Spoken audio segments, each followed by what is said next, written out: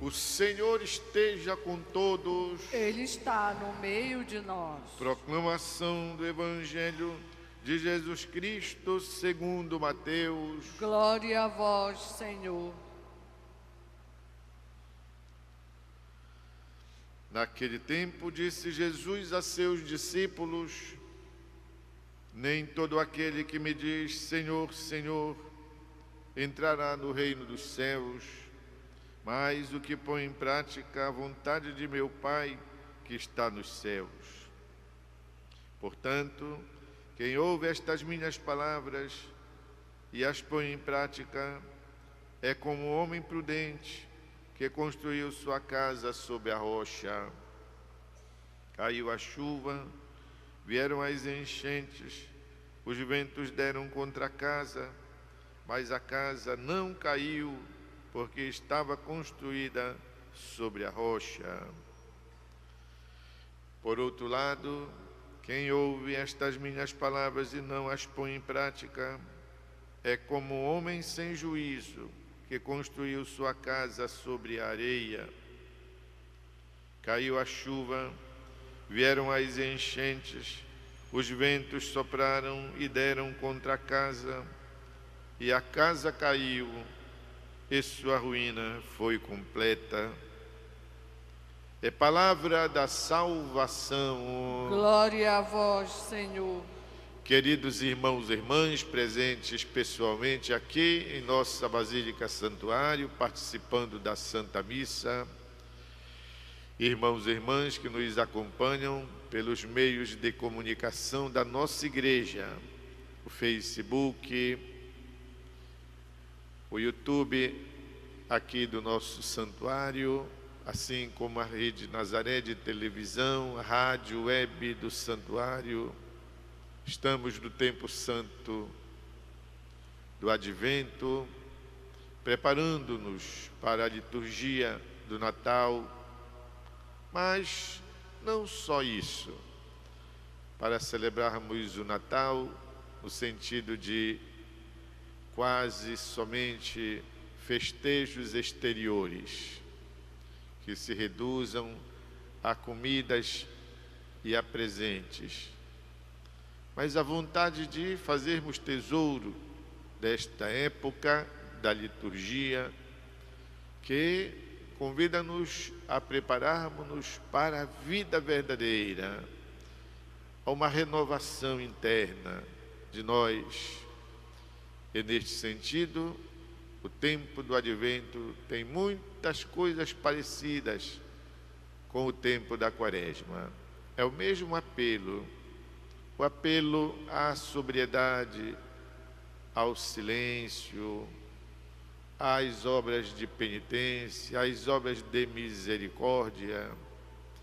É um convite a um maior apego à Sagrada Escritura, à oração, à caridade, a renovarmos na fé, para a gente poder dar conta do novo ano que já se anuncia. A palavra de hoje ajuda-nos a insistir sobre esta reflexão para a vida. Muitas páginas da Bíblia, até hoje, apesar dos estudos, apesar do testemunho dos santos, não sabemos o significado. Há muitas coisas que escapam ao nosso saber ou à nossa completa compreensão. Páginas da Bíblia, assim, digamos, misteriosas. Pelo contrário, já tem outras páginas que são de uma clareza tão grande que dispensa sermão. Bastaríamos dar um tempo de meditação e nós, em silêncio, aprofundaríamos o sentido daquele trecho lido. É o caso de hoje, este episódio em que Jesus, pois, compara a vida dos discípulos a um prédio ou uma casa que se constrói.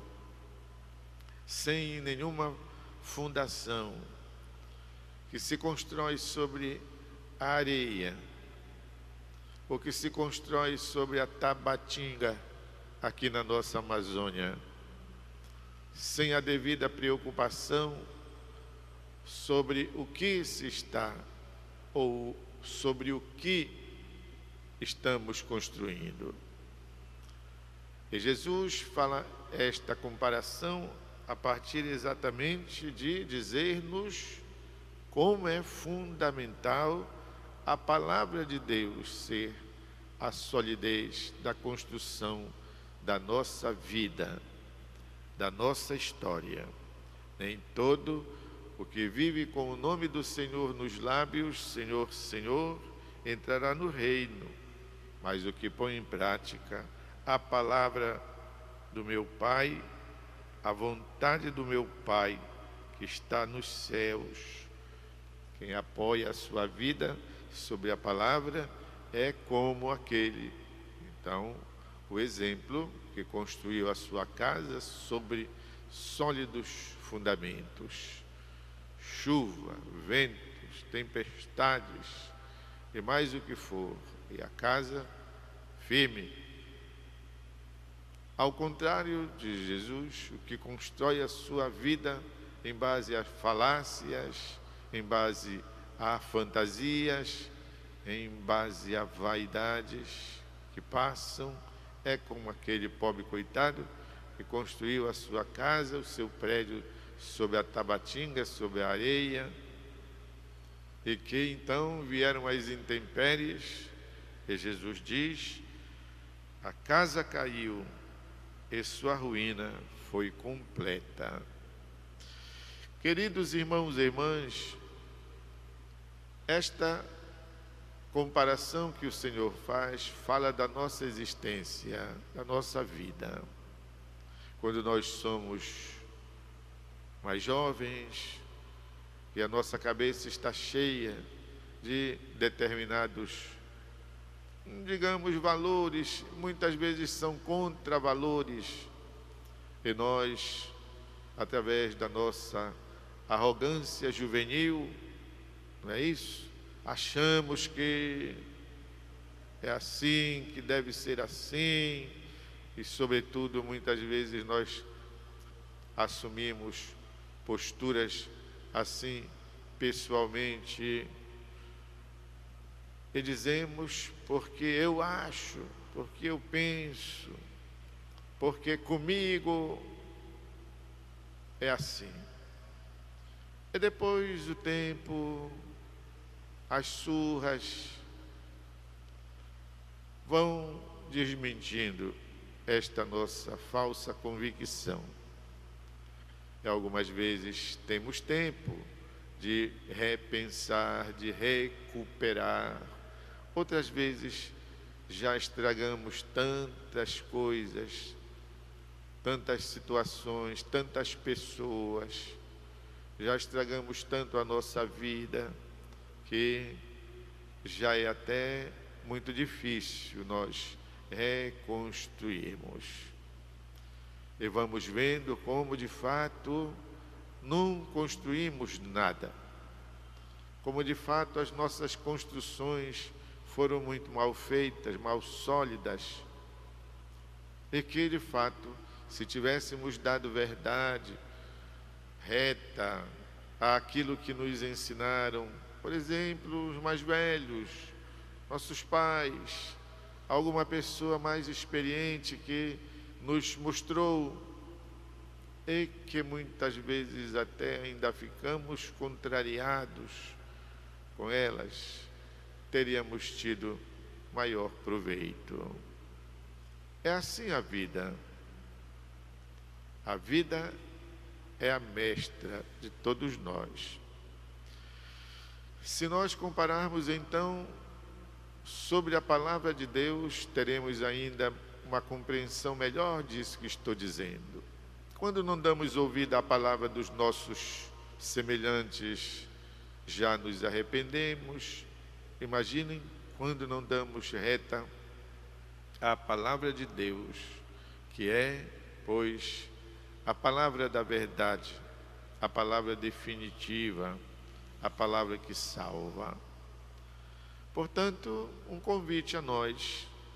E dizia que uma das características do advento, como do tempo da quaresma, é o maior apego à palavra de Deus, uma maior capacidade de prescrutação da palavra, de retornarmos à palavra de Deus e de fato darmos razão ao que a própria palavra fala de si.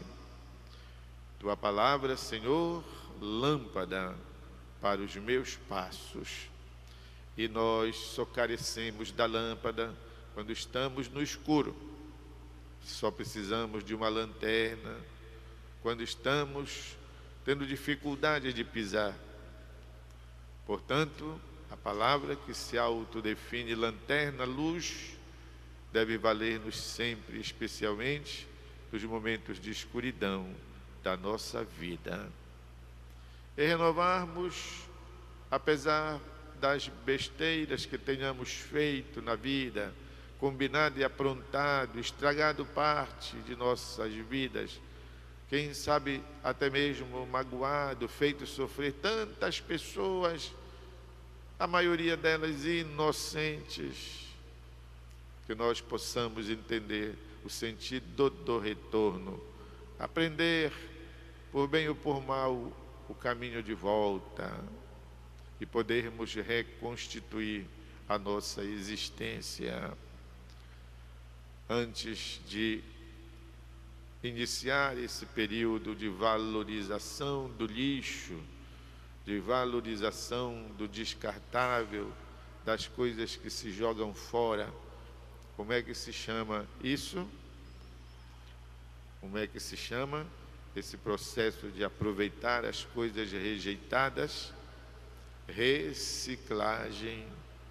Não digo que seja uma moda a reciclagem agora. Diria que é uma prática mais acentuada recentemente. Vocês sabem quem sempre praticou a reciclagem, meus irmãos e irmãs? Quem é o inventor da reciclagem? Quem é o campeão da reciclagem? Sempre foi Deus, o nosso Pai do céu. Ele pega um ser humano destroçado, pega uma alma que está no fim da sua existência, prestes a ser aniquilada, e Ele a restitui nova, e Ele a restitui zerada, e possibilita, pois, o recomeço. Há tantos episódios na Bíblia que nos falam disso. Ninguém te condenou? Não, Senhor, ninguém. Pois bem, vai, cria vergonha, vai em paz, porque eu também não te condeno. E tantas outras passagens da Escritura que nos mostram exatamente esta capacidade de Deus reciclar a criatura humana. Vem cá, te coloca aqui no centro, o que tu queres? E a pessoa então diz: Senhor, eu quero ver. Senhor, eu quero ficar bom. Senhor, eu tenho lepra, eu quero ficar curado. E Jesus diz: pois bem, a tua fé te salvou. Eu quero, fica curado, escuta de novo, vê de novo, vai em paz, teus pecados te são perdoados. Jesus reciclando a criatura humana machucada pelo pecado. Por isso, meus irmãos e irmãs, sempre oportunidade de darmos razão à palavra de Deus, torná-la fundação, fundamento da nossa caminhada, para que, como Jesus diz, caiu a chuva, vieram as enchentes, os ventos deram contra, mas a casa não caiu, porque estava construída sobre a rocha. Desejemos isso, meus irmãos e irmãs, para nós, e rezemos uns pelos outros. Um instante de silêncio.